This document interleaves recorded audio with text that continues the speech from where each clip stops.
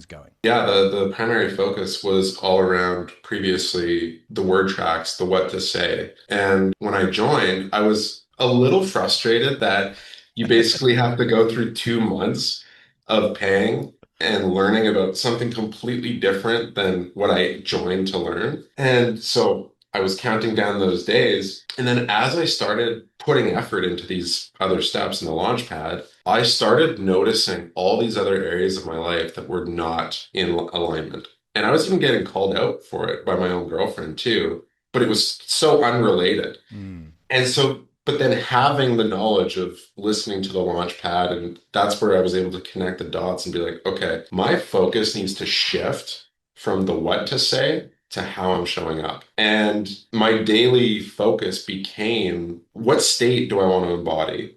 And what are the things that I'm not taking care of in my life that aren't related to sales, but will have that secondary impact on sales? And once I shifted that focus towards that, I noticed I was just showing up to those calls differently, super detached, super present with the person on the other side of that call, and coming from a place of, I deeply care about this person. If I don't get this solved for them, I'm going to fail them. And I just unlocked, the scriptless selling side of things. And so now I'm going a little bit more into that. But I remember showing up to those calls just with those two things in mind and letting everything else take care of itself in the conversation. And by the end of every call, you could tell that even if they didn't close, it was for the right reasons. And they were thanking me for either closing them or letting them go free. What's been the difference learning and applying those philosophies by being inside the Unicorn Closer Mastermind and getting access to those trainings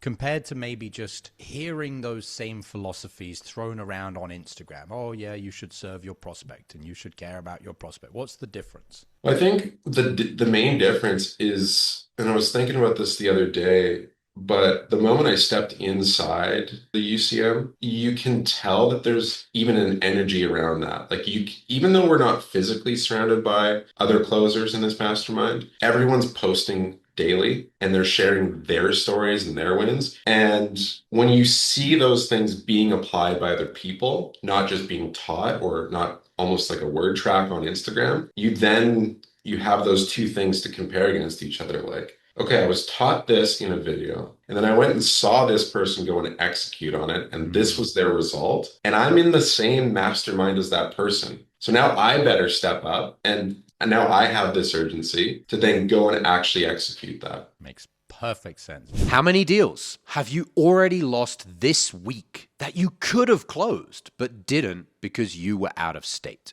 I'm not a fan of sales hacks, but if there was one thing you could do before your next sales call to raise your closing percentage, it's using my patented pre-call checklist. Imagine taking just 60 seconds to read 5 to 7 personalized bullet points on a piece of paper, and as unbelievable as it may sound, puts you into the optimal state to access your highest sales skills on every call. That's the pre-call checklist.